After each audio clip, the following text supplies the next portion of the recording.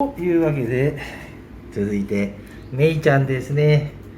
めいちゃんはカメラ好きですかね。お上品にお座りになっていらっしゃいますね。優雅ですね。エレガントな感じが。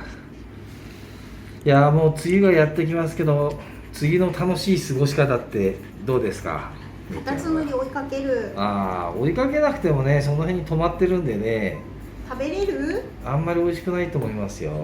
こう残念だ。この間ね、ダックスの子がね、ドッグランの芝の中をこうゴソゴソなんかかき分けてるんでね、何があるのかなと思って見たらミミズがいました。